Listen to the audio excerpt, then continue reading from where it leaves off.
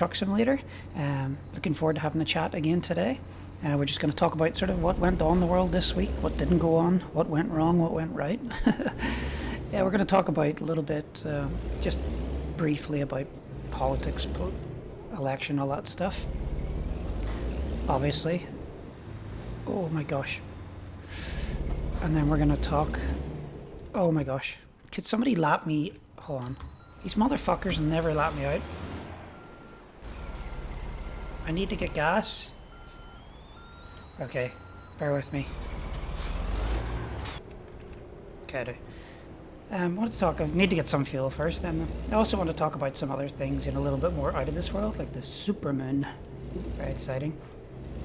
So, firstly, the election. I'm not really a very political person in that.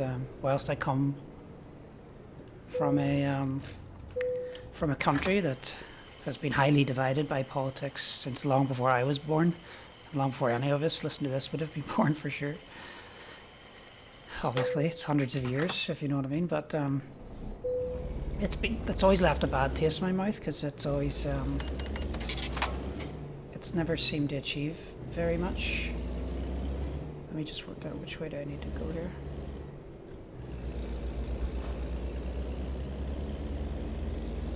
Yeah, left. Okay. And so, you know, I mean, and I'm sure it's the same in the States. They're probably a bit fed up with it at times. It hardly ever seems to change for the good. But anyway, I don't want to have too much of an opinion on it because it's not my country. And I think whilst it's good to have an informed opinion, it's certainly wrong to, you know, ever try to really talk anyone down about their beliefs as far as politics for their own country goes. You know, our country, not Canada, but back home. Thank you. I was just gonna flash you, but I just left my lights on entirely and blinded you nearly. But you know, it's just not right to criticize anybody's belief, and at the end of the day, you know, it's a democracy, and that's what people voted for. So, I mean, it's hard to tell today what the long-term impact of any of this kind of stuff will be, and who's right and who's wrong. But I hope I hope it doesn't divide the country any more than it already has, and that they all find a way to sort of work together for the better good. I think Obama's been really professional and really smart about the way that he's, whilst maybe not, not overly happy, obviously, but that Trump won, especially after what Trump put him through.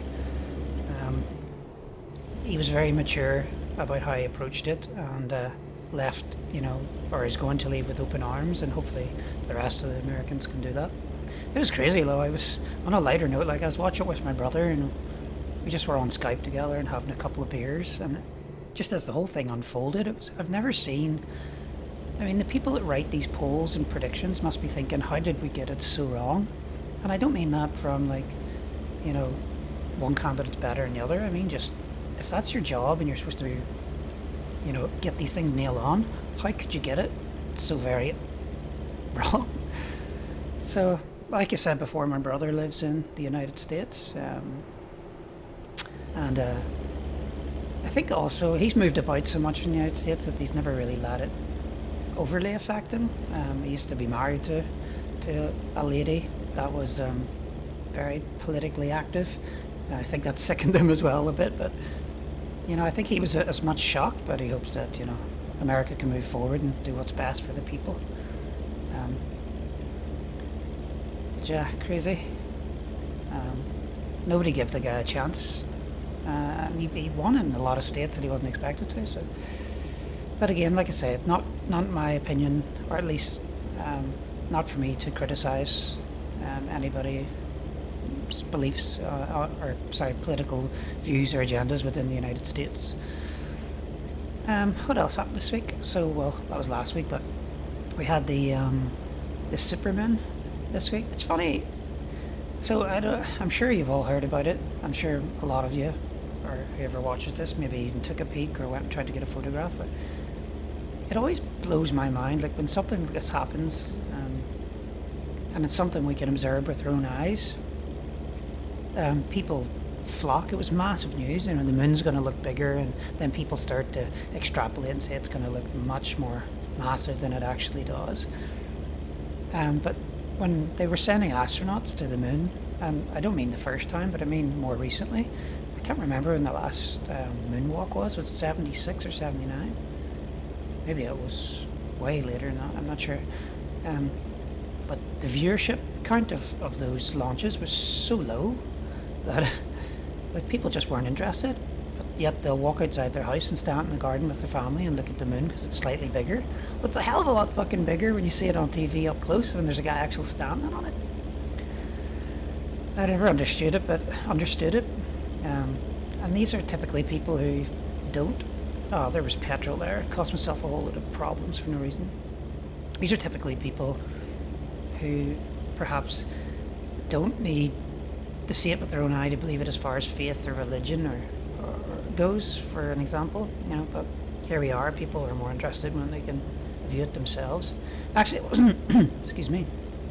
It wasn't the best in Toronto. It was kind of cool. There was obviously a lot of other places. It was much better. So you can put the gas on here a bit. But I don't. It's not called. Obviously, the scientists don't call it the scientist, but you know what I mean. Informed people don't call it Superman. I can't remember what the name. It's got some weird name. Begins with Z. It's 2 words. They don't obviously call it that, and I think people get freaked out. They think like, is the tide going to get stronger? Like, are people going to go crazy because, you know, it's going to be a stronger full moon, so to speak? And even at that, the moon's not. I think it's only 99.8 or 99.9%. So, but anyways, that's not the big deal about it. All right, so it's kind of cool. Felt sorry for the people that were looking forward to it and didn't get to see it. I remember when I was younger, I had a real sudden interest in space in general and exploration and stars and planets, and my dad, who always did, facilitated, you know, my hobbies and passions quite well, and anything that I wanted or needed, or he always provided. We got a telescope, and I remember the first time that I saw the moon through the telescope. It was weird because when you're looking at it with your own 2 eyes, you don't get an appreciation. It almost looks 2D. You don't get a real appreciation for the curvature of it. And when you're looking at another spherical object in the sky with your own eyes through the use of a telescope that close, you start to really appreciate the size of it and the impact that it has on our world today. And so I wonder what it was first like for other observers like Galileo and stuff, that when he was observing Jupiter's moons. Okay, yeah, he wasn't doing it as up close as that, but he must have got that same feeling. I actually just learned today that as well, a lot of the original calendars that we have, people didn't use the sun, and they used the moon for their calendars, which I thought was pretty strange, but I can understand why they would, with it having the different phases and stuff like that. It was probably easier to track. They probably tracked on a smaller scale than maybe they did in later years on Earth. But interesting stuff.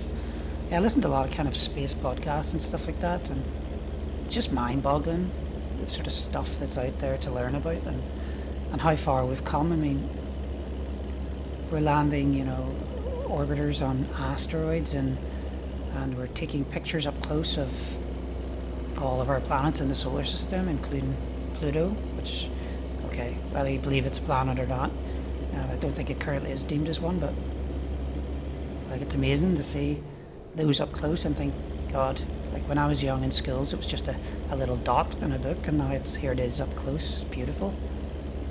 I was looking at pictures of Pluto recently. I think it was just yesterday, and I was actually quite amazed by the amount of interesting sort of geographical stuff on it. I'm not really a rock guy.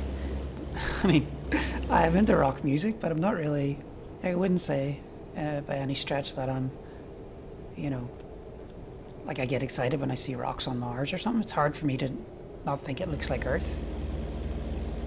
But it was absolutely beautiful. And that's everything photographed now, and now we're, I think recently, God, what's the name of the satellite that, oh my God. That was actually me that time, it wasn't Chuck. The satellite, oh my God, is it the Hermes? That looks, it's not the Hermes. It's I don't know. Anyway, it's looking for signs of life by seeing the impact of the planet on the star's light, and then assessing that light to see how close it is to its star planet, the sort of heat signature, and whether there's any atmosphere or anything. Are we going all across yet? They recently found it's a Kepler telescope, or it's a Kepler Space Telescope, isn't it?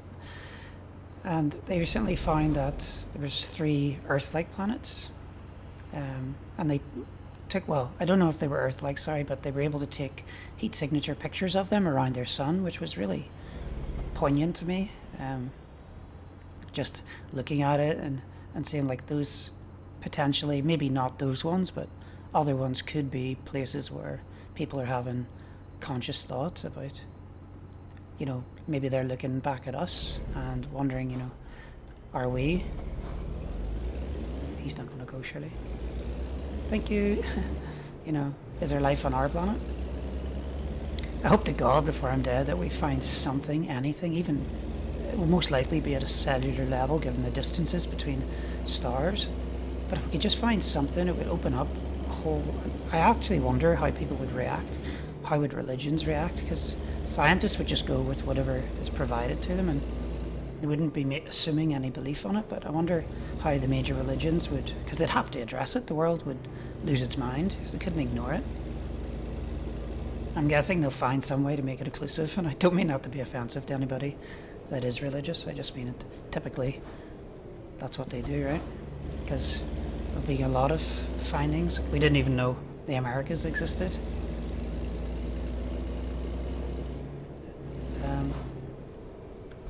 During a lot of religions, and as when it was discovered, you know, it was included. But yeah, so like I say, hopefully some of you got out to see that. Excuse me, coming through. But aside from all that else, I suppose I didn't want to talk about the election too much. I was tempting about doing a bit more research and sort of trying to understand, you know, the reaction and stuff, but just hopefully, you know, if anything positive message comes from this, I just hope that people can see past some of their political differences. Because, I mean, when you even look at the parties themselves, they're completely torn apart. Like, they have a party up there that are supposed to share some common ground, and they're tearing absolute fucking strips out of each other.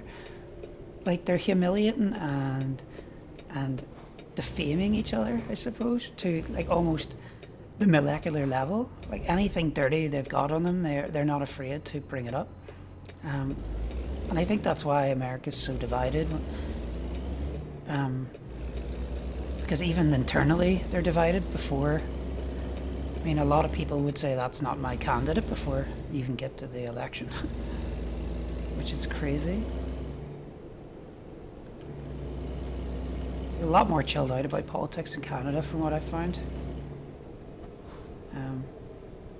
And Trudeau seems to be doing a fairly good job. I saw that he opened the olive branch to Trump pretty quickly to say he hopes that Canada and the States can work together, which is good. I think he's been good for Canada. Do I need more fuel? No, we're good. Wow, that took a lot of fuel. I'll maybe think about throwing on the multiplayer for this and doing a longer episode. Maybe I'll get some topics up and just chat away, because I've sort of been irking to try it again, because the amount of inconsiderate, like the AI in this game is not great. Now, can I turn right on this? I know what's going to happen here. I'm not risking it. Yeah, I find like in this, the way they've programmed this game is if you're less than X amount distance away and you're AI, then just keep going until it makes it impossible for the computer player to stop or do anything or maneuver. Like at the start of the video there, I got totally caught. There's no way for me to back out without either getting myself stuck or crashing into other cars. I wonder, is there an improved AI mod?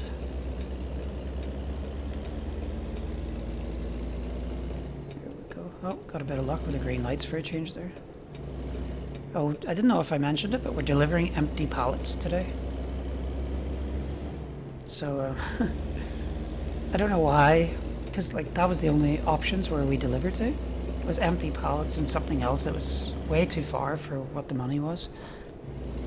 I was thinking like, empty pallets, like the cost of that, and I don't know what the cost of pallets is, but I suppose you want to reuse them, just return them back to the suppliers. But it's funny, this short one, I'll talk about it more another time, but in my home country they often have what they call a bonfire, and they collect these pallets, these industrial pallets, and it's always like companies really have to like put wired fences and stuff up and have security guards and things, because come in July when they're building these giant big fires, they typically use these pallets because they're sturdy and of course they're flammable, and so it allows them to build a really not secure but a really solid structure. And it's funny because I think good few years ago now, but I think it was about 12 sterling or 12 pounds in the UK, not weight, 12 pounds cost to manufacture, to purchase one of these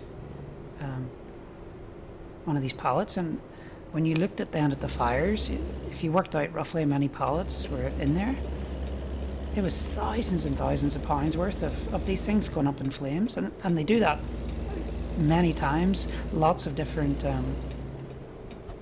groups and people do that all around the north of Ireland. Well, maybe not all around, but certainly in a lot of parts they do. And it just always blew my mind. Like, I think if you just sold the pallets, maybe then you could buy more wood, but I guess you can't probably really sell them because they're obviously stolen, so it wouldn't be very good.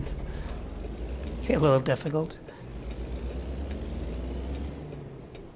Alright, but yeah, I'll put some pictures up the next time and show you sort of what they look like. They're fucking huge.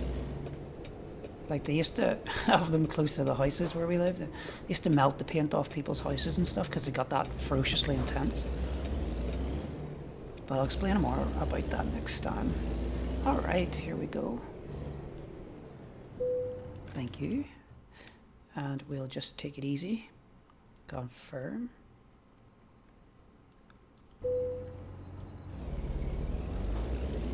Perfecto. Feeling like taking a chill today.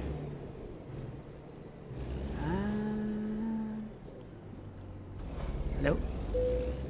Voila. Yes, decouple me. Excellent. So I didn't take any damage for scraping the truck, which I'll probably cut out.